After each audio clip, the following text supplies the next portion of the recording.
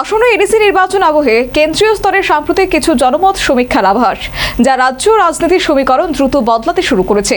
এ নিয়ে শাসক ও বিরোধী শিবিরে নতুন করে শুরু হয়েছে হিসেব নিকেশ। সমীক্ষার ইঙ্গিত ও জোটের বাধ্যবাধকতা, বিশেষজ্ঞদের বিশ্লেষণ অনুযায়ী সমতলে বামেদের ভোট ব্যাংকে ফেরার লক্ষণ এবং পাহাড়ে তীব্রামথার আধিপত্য বজায় থাকা, এই দুইয়ের জাঁতা করলে বিজেপি কিছুটা চাপে।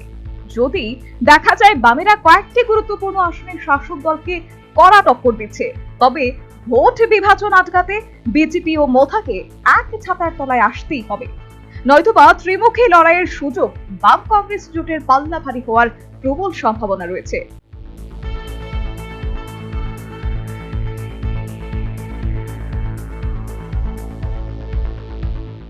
আসন্ন 12 এপ্রিলের এডিসি নির্বাচনকে কেন্দ্র করে বর্তমানে বিজেপি ও মথার মধ্যে কিছুটা টানাপোড়েন চলছে। বিজেপি 28টি আসনেই এককভাবে লড়ার ইঙ্গিত দিলেও কেন্দ্রীয় সমীক্ষায় বামেদের শক্তি বৃদ্ধির খবর এলে সেই পরিকল্পনা বদলে যেতে পারে। অস্তিত্ব রক্ষার দুদলই তখন আসন সমঝোতার পথে হাঁটবে। ভোট বিভাজনের অঙ্কে পাহাড়ি এলাকায় তীব্রামথা এবং সমতলে বিজেপির শক্তি সুসংহত, কিন্তু যদি বামেরা 5 থেকে 7টি আসনে জয়ী হওয়ার মতো পরিস্থিতি তৈরি করে, তবে বুঝতে হবে জনজাতি ভোটের একটি অংশ মথার হাতছাড়া হয়ে বামেদের দিকে ছুটছে। এই ধস রুখতেই বিজেপি মথা জোটবদ্ধ হওয়ার মরিয়া চেষ্টা চালাবে। আবার বিরোধী শিবিরে অন্তর্দ্বন্দ্ব। বর্তমানে বাম ও কংগ্রেসের মধ্যে প্রার্থী পদ নিয়ে যে সুপ্ত অসন্তোষ দেখা দিচ্ছে, তাকে কাজে লাগাতে চায় শাসক পক্ষ। বিজেপি মাথায় একজোট হলে সেই ফাটল আরো চড়া হবে এবং বিরোধী ভোট ভাগ হয়ে যাওয়ার সুবিধা সরাসরি শাসক জোটের ঝুলিতে যাবে।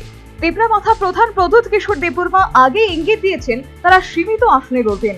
এর অর্থ হলো বাকি আসনগুলিতে তারা বিজেপির সাথে কোনো গোপন বা প্রকাশ্য সমঝোতায় যেতে পারেন, যাতে বামেদের জয় আটকানো সম্ভব হয়। রাজনৈতিক বিশ্লেষকদের ভাষায় ত্রিপুরার লড়াই এখন আর দ্বিমুখী নেই। যদি সমীক্ষায় বামেদের পুনরুত্থান নিশ্চিত হয়, তবে বিজেপি ও মথা পৃথকভাবে লড়াইয়ের ঝুঁকি নেবে না, কারণ পৃথক লড়াই মানেই বিরোধী ভোট একত্রিত হওয়া এবং শাসক শিবিরে আসন সংখ্যা কমে যাওয়া।